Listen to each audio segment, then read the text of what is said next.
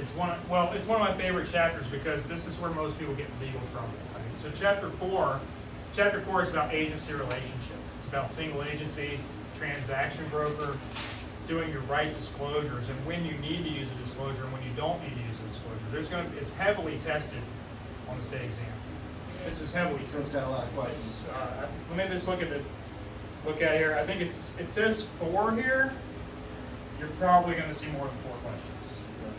Let's be honest with that. So I would say 6 to 8 questions are surrounding agency in one facet or another, because what they do is they combine concepts together. So sometimes you'll see a concept, you think it's this, but it's actually this.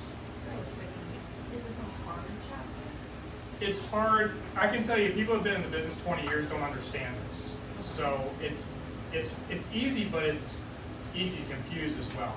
Because if you say a certain term, and I'm going to write them on the board, if you say a certain term, it makes people think you're in a certain type of relationship.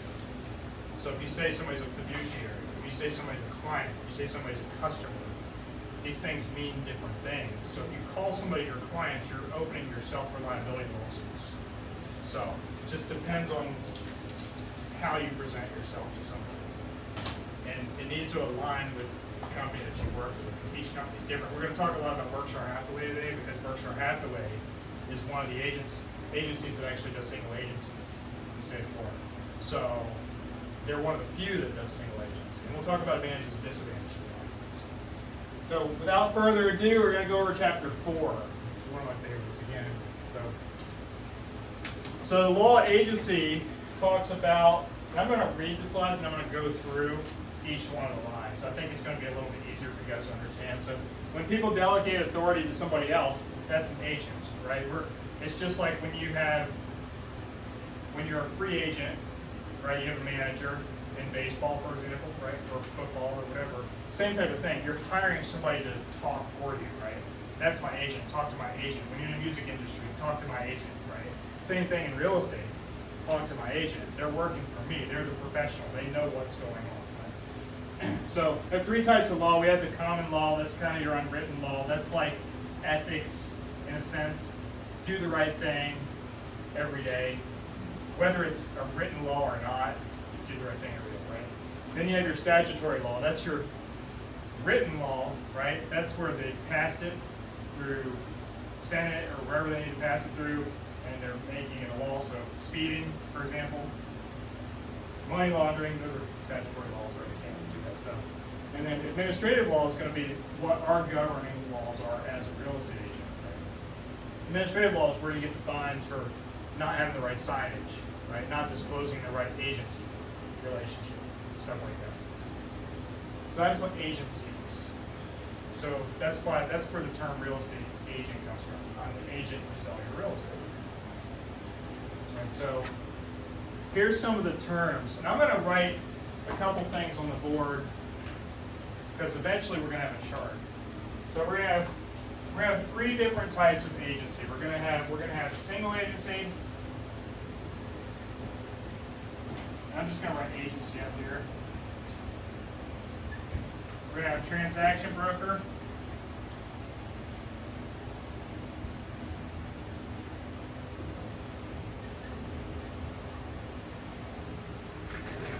And we're going to have no relationship, no broker.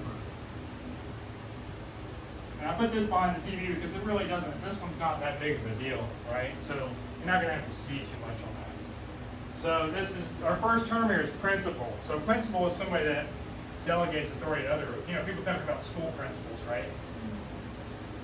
Principals delegating authority over everybody. They're like the head person in charge at the school, right? President of the university, principal of the school, the CEO. That's your principal. That's the owner a lot of times of the company if it's a small company. They're delegating authority to everybody. They're telling them what they need to do, when they need to have a meeting, when they need to be somewhere, when they need to close something, etc., right? This creates a fiduciary relationship. So fiduciary means we're married, right? We're with each other. So the term principal, principal, right? It's your pal, right? Your customers will say things to you. I want you to be my fiduciary.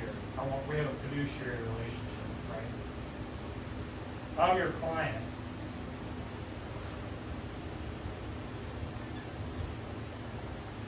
If they say these terms, those are single agency terms. If you say these terms to your customers, single agency terms.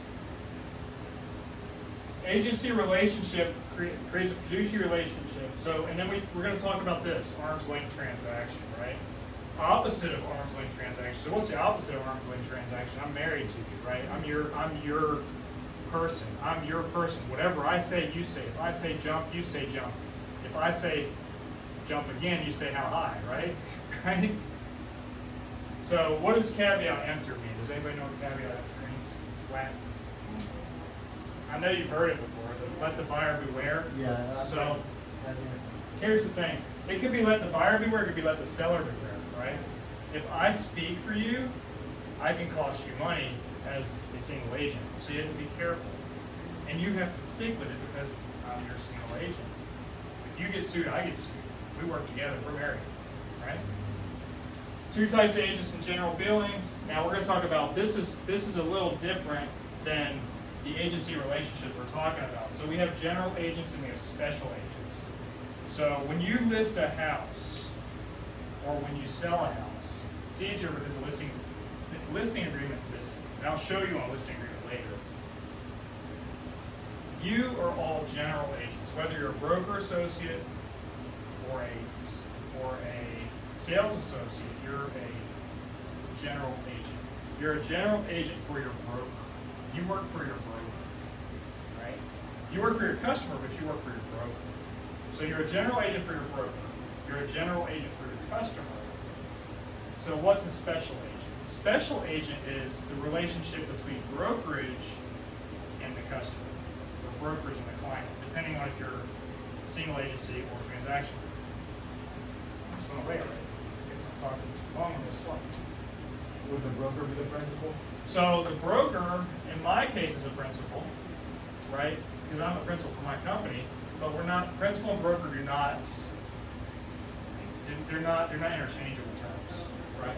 A special agent is the broker relationship to the customer or the client, because the special agent is the person that oversees the general agent. So think about broker. Special agent would be your broker, whether it's Berkshire Hathaway, Watson, the brokerage, but the actual manager of the brokerage. So at Premier Coast, it was Dr. Chester, for example, right? At Coldwell Banker, Fleming Island, it's Kim Knapp, right? Those are your brokers, right? Pete Dalton's the owning broker for Coldwell Banker, for example, right? So he would be a special agent to whoever listed the property. General agent would be you, if you work for those brokerages. I actually love Pete Dalton, by the way. He's a great guy. And Kim, she's awesome. So I'm the special agent. So I'm also a general agent when I list a property. I'm a general agent, but I'm also a special agent for my company. It's kind of confusing with me because I'm a broker, right? If you're a practicing broker, you can do both. But if you're a real estate agent, general agent. Now, what I'm going to tell you about special agent and general agent, you're going to see that term special agent on every question. It's going to be one of the answers. It's going to be wrong. 9 times out of 10, it's going to be a wrong answer on the state exam. But they throw it in there because it's a trick question, right? So if you see special agent, just know that it's a broker. Don't let it trick you, because it will trick you on the state exam. Because I answered special agent on the state exam, got it wrong, I'm sure. That's when you fail. Yeah, that one is always one, and even today, even though I know what it means, I still want to answer that question because it's like, oh, it's special, it must be that one, right? So here's your three brokerage types, right? You have single agency, which I already wrote on the board, transaction broker, which I already wrote on the board, non-representation, so they call this non-rep too.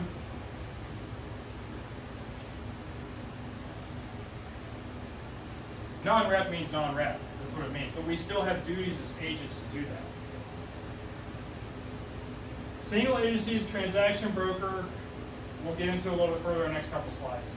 The type of relationship is determined by your special agent. It's determined by your broker, okay? For me, my company's transaction brokerage. If you work for me, you're a transaction broker. There's some occasions where we can do the other thing even though we're primarily a transaction broker company. Somebody may want to hire you as a single agent.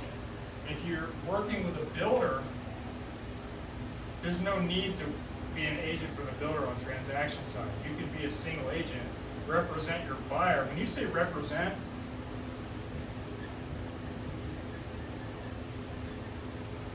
when you're representing somebody,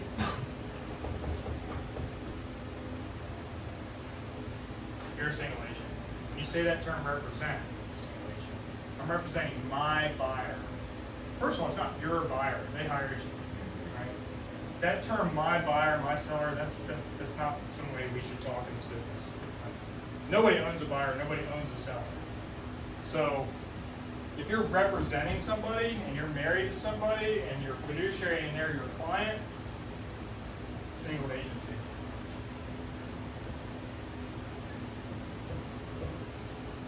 So what is transaction broker?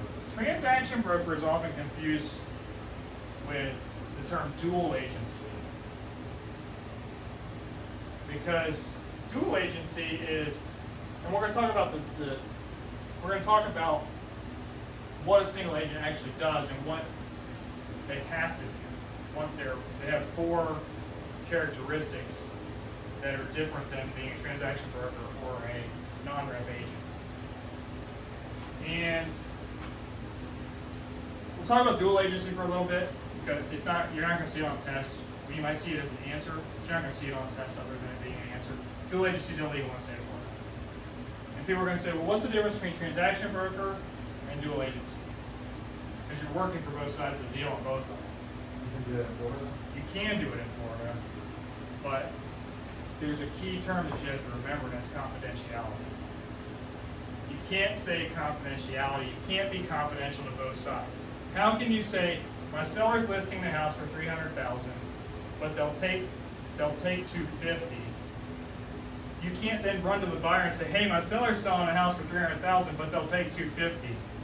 My buyer's willing to pay $325,000, so I can't run to the seller and say they'll pay $325,000 for it. See what I'm saying? If I'm working both sides of the deal, you're just breaching confidentiality on both sides. So you can't be dual agent. Does that make sense? Okay, so we're going to do the easy one first. No broker's relationship, right? Seller and buyer can choose to opt out of representation. Broker facilitates the sale purchase and may not negotiate on the behalf of the customer. Customer, not client, customer. There's a form called a no brokerage relationship. I'll show it to you towards the end of class. I'll show you all these forms.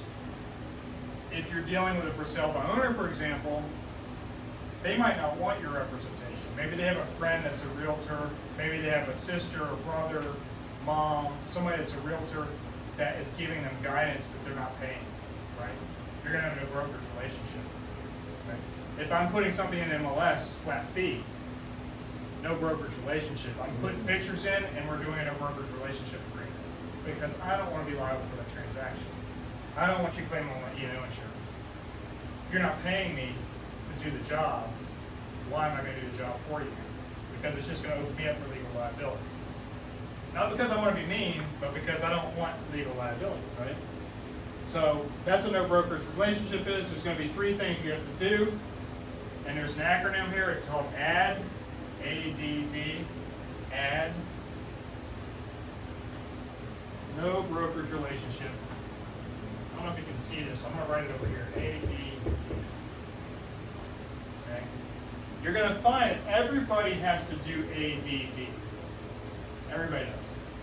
Count for all funds, deal honestly and fairly with customers or with the public, right? Because the FREC's going to require us to do that. Disclose all known facts that materially affect the value of real property that are not readily observable.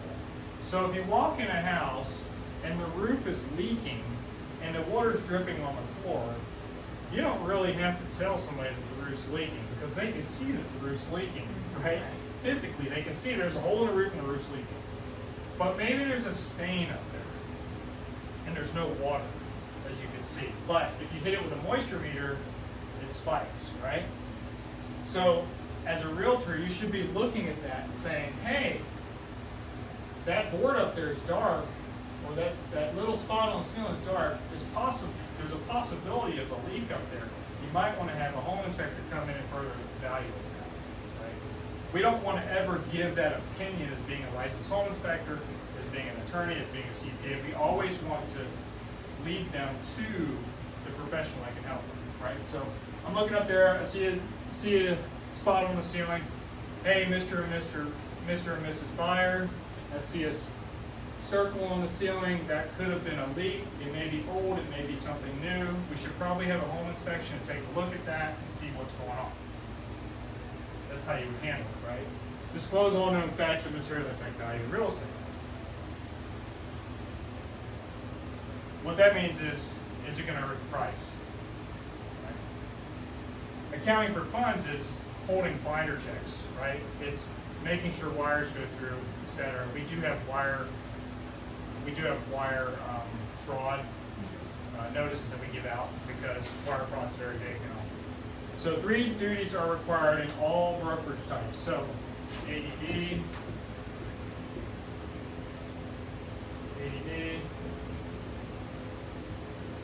right? I'm going to change this. We're going to do this, and we're going to go through this over and over and over. We're going to practice questions on this because accounting for funds, dealing honestly and fairly, and disclosing all known material facts is the key to doing everything right in real estate, right? Whether it's regardless of the relationship you have. So single agency is a broker who represents as a fiduciary buyer or seller, the buyer or the seller, where'd we go? Sorry. Buyer or the seller, but not both in the same transaction, because why? Dual agency is illegal in the state of Florida, right? Principal, fiduciary, client, representing. See all these words? The client's not here, but represents, fiduciary, principal, client. They're all here. You see these? Single agency. Right? Make sure you're aware of that, because if you see the question on the state exam, you see these questions, or you see these words, it's going to be representing a single agent. They may not tell you it's a single agency. They may say, I have a principal who does this, and I have a buyer. What do I need to do? I need to sign consent to transition a transaction broker is one of the answers. Well, that's the answer that you need to have, right? Or sign a no brokerage relationship with the other party, right? So there's a couple things that you have to do to represent both sides. And we're going to get a little further in depth. It's not just you personally, it's the company you work for. So the party, the client, whom a licensee has entered into a single agency relationship, principal, fiduciary relationship of trust and confidence between the broker as an agent and the principal. Confidence. Confidence means confidentiality. So we know what ad is, right?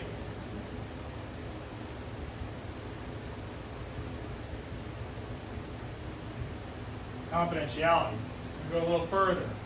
Here's dual agency. Dual agency again is prohibited. Broker represents a single agent for both the buyer and seller. Florida law says we can't do that. Why? Because you can't be confident with both. You can't be confidential with both sides. It's not possible. Other states do allow dual agency, so just remember that. We have designated dual agency in Kentucky, North Carolina, Georgia. Just remember, Florida doesn't allow that. Relationship is established with the brokerage firm, again, with the brokerage firm, not with the agent, because why? Broker is the special agent, right? So that's why. Dual agency is 2 different sales associates with the same brokerage firm. You both work for Berkshire Hathaway. One person has the listing, the other person can't represent the buyer, or they both have to sign a consent to transition document to transaction broker. or you're committing something illegal in the state of Florida, which you don't want to do. Right? Subagents, you're not really going to see subagents other than one of the multiple guess answers, typically, but here it is. Seller is a principal, broker is the agent for the seller, brokers associates are subagents for the seller. So what does that mean? You work for Berkshire Hathaway. Guillermo works for Berkshire Hathaway, right? Brooke works for Berkshire Hathaway. I work for Berkshire Hathaway. I'm the broker, you're sales agents. You list a house, right? You list the house, so you're what? No. You're the agent. So what are you? Listing agent? General agent or sub? Oh, general agent, sub agent, or special agent? I would be a general agent. You're a general agent. So what am I? You're a special agent. Right. What is she? General. She's a sub agent because she works for the special agent, but she's not the person that's party to the transaction. Does that make sense? So she becomes Read a it again. sub-agent Read it again. and Broker is agent for the seller. That's me, Okay. the special agent. Seller is principal. Broker is agent for seller. That's me, right? Brokers associates are sub agents, right? You're a general agent, but you're also a sub agent. Both of I'm you also will be a sub sub-agent. agent because you work for me if I'm the broker. So she would be the general agent to her client, and I would be the sub-agent to her client. Yeah, you are sub agents as well. So, okay, so we're still sub-agents. Yeah. So here, same thing here. Buyer's principal. Buyer's principal. Broker is the special agent. Special agent. Right? You guys are sub-agents, but you're a sub-agent whether or not she's the agent for the buyer. Right? She would be a general agent to the buyer, but she would also be a sub-agent because she works for the company. Does that make sense? It's confusing, but It'd be nice just to have one. term. right. I know. But that's what it is. Got it. All right? Sales associates are the same fiduciary obligations to the principal as they do the broker. So you have to deal in confidence with us, you have to deal in confidence with the seller. And the sub-agent has to do the same. It's a pain. This is why most brokerages are not single agency. Because of the legal ramifications that are behind it. It's pretty out there, isn't it? So the sub-agent and the general agent's the same thing. Do you want to see the sunset? We can stop and see the sunset. You can be the sunset break. We can do that later. All right. Well, we got to finish at least half of this chapter. So, here's your duties as a single agent. So, there's another set. Once you have a relationship, whether you're a single agent or a transaction broker, you have two additional ones. And I'm going to write them all here. Up will be here too, but I'm going to actually put them here. So this is going to be account for funds. Right? Everybody has to account for funds. What else do they have to do? Deal on Act fairly and honestly. Deal honest disposal. and disclose, right?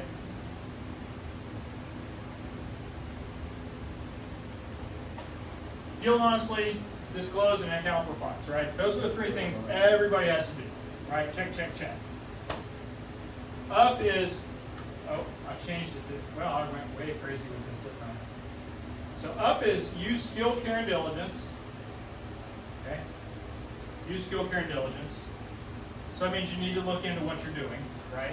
You need to run a CMA for somebody, right? To make sure that they're not offering $50,000 over what it's worth.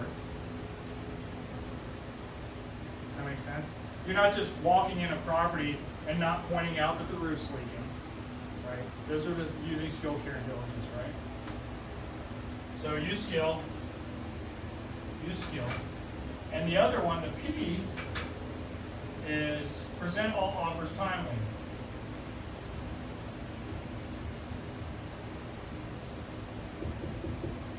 Use skill, care, and diligence, and present all offers and counter offers timely. Now, timely is defined by the contract, different contracts differently.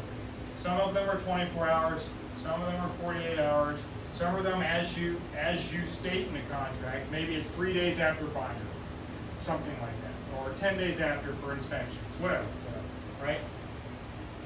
Present all offers timely. Why is it important to present all offers timely? Well, in a seller's market, you've got 30 offers coming in, right? What if I show the property at 10 a.m., and I don't write that offer till 10 a.m. the next day. There's a good chance that that buyer now lost out on an opportunity to get something done because they accepted an offer at 5 o'clock. Well, that's not fair to that buyer. They didn't have ample opportunity, right? You can lose deals, number one. Number two, if you're a fiduciary, you can probably get sued. So you gotta be careful to make sure you're presenting offers and counteroffers. Also, what if they were close in price? Maybe it would have created a bidding war situation and the seller would have gotten more money. So now you've hurt the seller. See what I'm saying? So there's a lot of reasons that you need to present all offers. Number one is just for customer confidence. You want to make sure they're confident in you, communicate. right? So if somebody tells you to write an offer, in this market, you know, I might write an offer, I might show a property at 10 o'clock and I might say, hey, listen, I'm going to go to the office, I'm going to run some comps.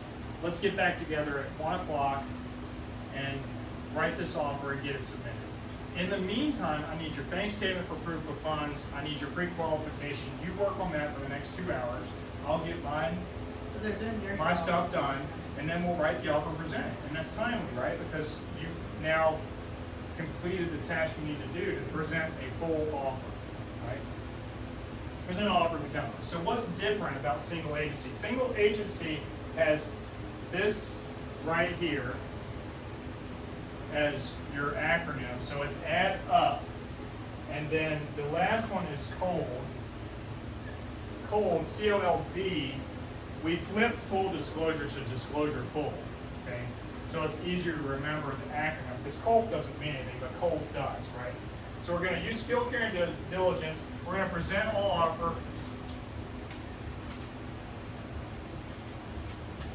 Timely, right? All timely offers.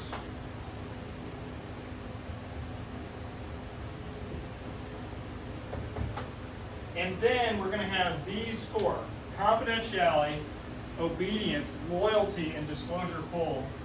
We're going to fully disclose anything that might happen, right? Confidentiality, why? Because we have principle. We have a principle, we're fiduciary to our clients, we're representing them. They're telling us stuff in confidence, so we have to be confidential with them, right? Because they're telling us everything in confidence, what we say and what they say are important, that we mesh together, so we're obedient. We're loyal because we are sticking by their side on everything. And we have to fully disclose everything to them. So the next slide shows that. 4 of the 9 duties are only single agency relationships. These 4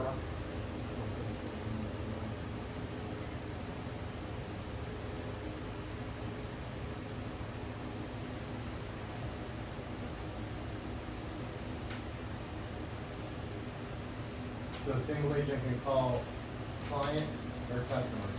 single agents are clients. They're not customers, they're clients. So you can call your customers clients? You have to call your customers clients. You don't call them So customers. you have to actually call them If that. you're a single agent, you call them clients. Got it. So when you call them, 90%, 95% of realtors use the term client incorrect. 95% of realtors in Jacksonville are transaction brokers. But they say, my client this, my client that. No, my customer this, my customer that. Right? That's the difference. If they say client, they're acting as a single agent. they're acting as a single agent. Most of the time, they're acting negligently because they don't understand the terminology. So my thing is, if I'm going to hire a real estate agent and I'm a consumer, I'm not hiring a real estate agent that can't talk in the correct lingo. Because what else do they not know in this business? Right? Because you would be liable as a broker? You could be liable. You could be liable as a client. You have to be careful. So even the client's liable. Clients are obedient What are with you their calling agents. it? What you say, I say. If I say jump, you say how high, right? That's what fiduciary client and single agency means. Right? So these are the 4 things: confidentiality, obedience, loyalty, and disclosure. That's something you will see again. Okay. 100% you will see. Add Add up up cold. Add up cold. Single agent. Add up is for both transaction brokers and single agents. The cold is just for single agents. Okay. This is just for single agents only. Right? So what's different for transaction broker? Here's the good thing, And this is why most agents are transaction brokers. Because most brokers are transaction brokers because in 2008, they passed a law that said, in the state of Florida, if you haven't disclosed anything, then you're a transaction broker. Okay? It's presumed. It says right here, transaction brokerage relationship is presumed. Right? Under Florida law, it's presumed that licensees are operating as transaction brokers unless a single agent or no brokerage relationship is established. A transaction broker disclosure is not required. This law changed in 2008. Some people are going to say it's a different time. It was 2008. I remember the continuing education came out on it in 2008. So, remember this. Now, here's the thing. I'm a transaction broker, and I'm sitting down talking to my customer, and I say, or I call you, and you're the listing agent, I'm the buyer's agent, right? I'm the selling agent. My client wants to put an offer on your property. If you're a good agent, you're going to understand that I have a client. If you tell me something, I'm going to run and tell them exactly what you told me because why? I'm obedient, right? I'm going to tell everything in confidence and be loyal to them. Be careful with terminology. If somebody says they have a client, keep your mouth shut. Don't say anything. Full disclosure, Right. yeah, that's basically, yeah. You don't want to hurt your side, right? If you're a transaction broker, you're not supposed to do that.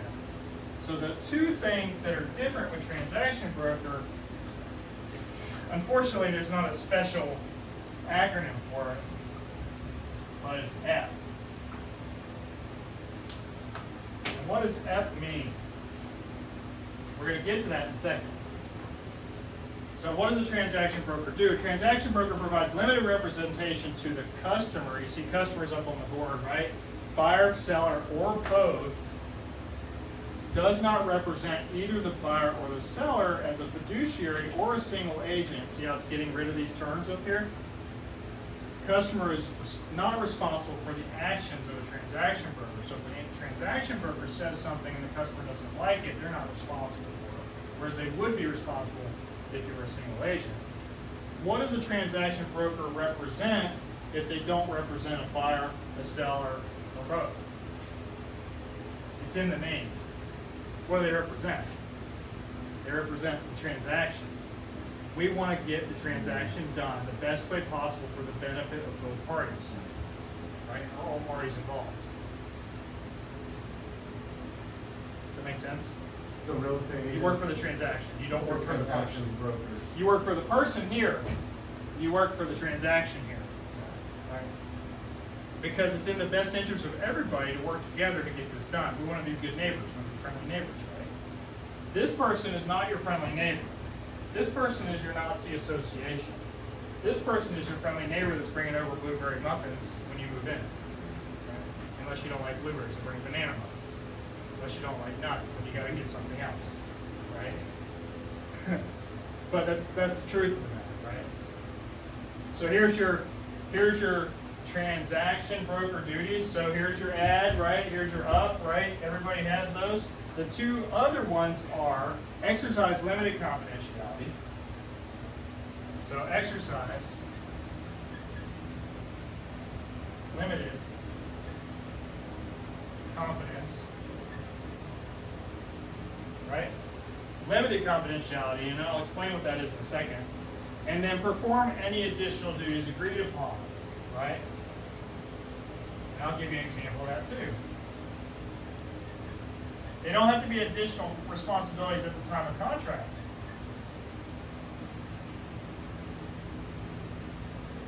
Maybe they want you to meet their home inspector. Maybe they're not able to make it, right? Maybe the seller has to work and they have two big dogs at their house and they need somebody to go walk their dog during a showing appointment. Perform additional responsibilities. That happened to me. A year and a half ago, I had a house that was listed. They had a big Doberman Pinscher, and they had a Husky. People aren't going to show the house with a Doberman looking at your face when it's this big, right? I knew the Doberman, so I said, hey, can you show the house at 10:30? This person's really interested. I'm busy, I'm working, I'm in Orlando, I'm out of town, whatever the case is. You took the dog out. It's okay, I'll go over to your house. If you don't mind, I'll let the dog out, walk the dog so they can show the property. No problem. This particular one that I did, that was the buyer that bought the house. So if I didn't do that, what would have happened? Right. No deal. No deal, right? You would have lost the deal. So you walked the dog and you. I walked the dog, and we got the deal done. So it's in my best interest to perform these responsibilities. Now, because I do that, because I get the highest price possible, because I give the best customer service as I can, the guy called me yesterday and said, "Can you list my house?" So I'm selling his house again. So it's a true story. It's a true story. Wow. True story. Everything I tell you is something that's happened in my career, right? Exercise limited confidence. This is a scenario. This isn't something that's happened to me. But think about it this way. If you come to me and you say, "Hey, I want to list my house for $400,000," okay? What if I want to say, "Okay, I'll take 320, but I want to list it for 400 and see what happens." Take 320. That's a big spread, right? If I'm a single agent, I can walk up to you and say, "Hey, he said he'd take 320. Well, that's not very bright, right? It's not very bright. I didn't negotiate anything. People that will negotiate your money away, you shouldn't be hiring, right? Remember cheaper commission? Well, that person probably charged you 4%, right? And they're comping 3% to the buyer's agent. They're going to make 1%, but they're going to throw you under the bus so they get their 1% and move on, right? That's what a single agent can do. Not saying they will do that, but they can do that, right? Transaction broker can say, "Listen, I can't tell you what they're willing to take. What I can tell you is there might be some flexibility in that price." What does flexibility in that price mean? Does it mean $1? Does it mean $10,000? Does it mean $100,000? You're not telling them anything. You're giving them clues on what they need to do, exercising limited confidentiality, right? I have to tell them things that are wrong with the property. We already established that we have to tell them, disclose all material facts that will affect the property value, right? And we're going to go back to that for just a second. You exercising limited confidentiality. That's to whichever side you're representing. Correct. We're not representing them. Remember, you're not representing them. You're not representing anybody. The brokerages. You're not representing anybody. As a transaction broker, you're not representing anybody. Right? Right. Did we talk about that? Yeah, no represent. 'Cause that's What does it say up there? The broker is the one that would represent. The broker doesn't represent anybody. So the broker doesn't represent anybody. The single agent was. Which that is the broker, right? No. Okay, Special agent. Special agent. That's where I'm confused. Okay.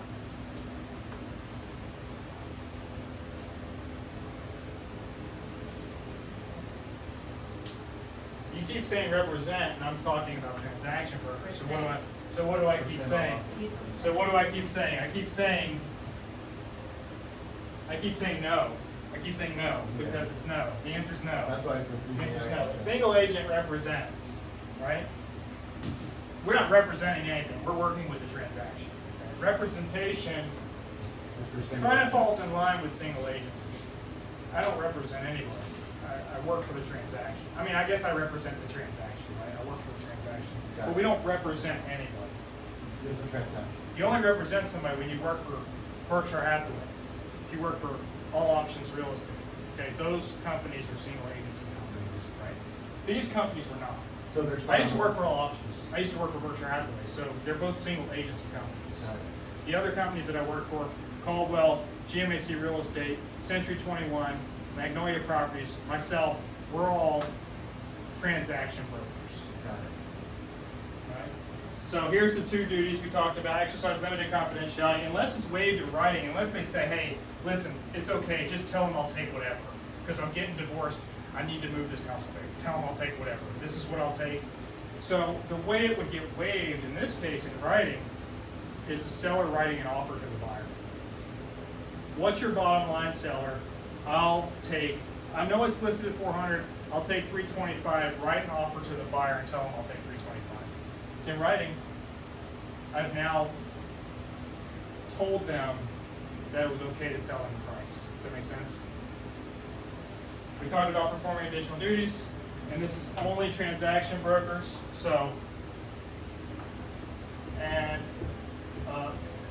at single agency is add up code, and this is add. Make sense?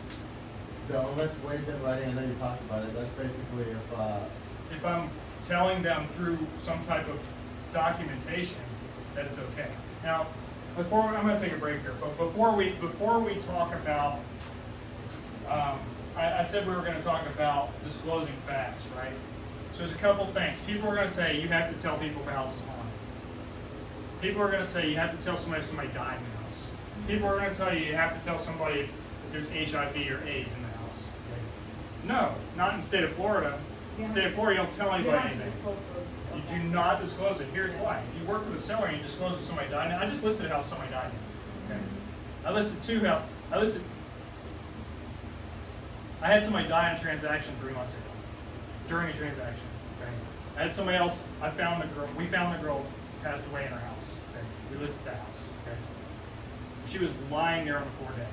Okay. We don't have to tell people that. Did I tell my contractor that? Yeah, because we were talking about it.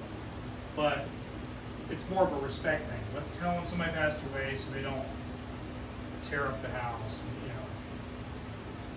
If you tell somebody that in the state of Florida, you're hurting the seller. The seller's not going to know. Right? I sold a house in April that they had a leaking swimming pool, okay? And I worked with the buyer. A 7-year-old kid died in that swimming pool. Okay? I had no idea until after closing. But after closing, the buyer contacted me and said, hey, did you know a 7-year-old drowned in the swimming pool? And they were like, I was like, no. And he's like, yeah, the neighbors next door said that their kid died in the swimming pool. Is there anything we can do about it? I was like, no, there's nothing you can do about it because in the state of Florida, you don't have to disclose it. Is the house haunted? I don't know. Bring some sage in and the house.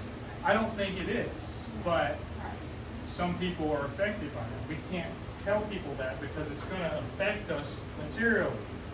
Even though we have to disclose the material facts, 3 things we don't have to disclose in the state of Florida are 3 things we don't have to disclose are medical conditions, right? HIPAA violations. We don't have to disclose death, and we don't have to disclose, what was the other thing I said? HIV, we said HIV, we said death, haunted. We don't have to disclose these things. Right? There is haunted houses.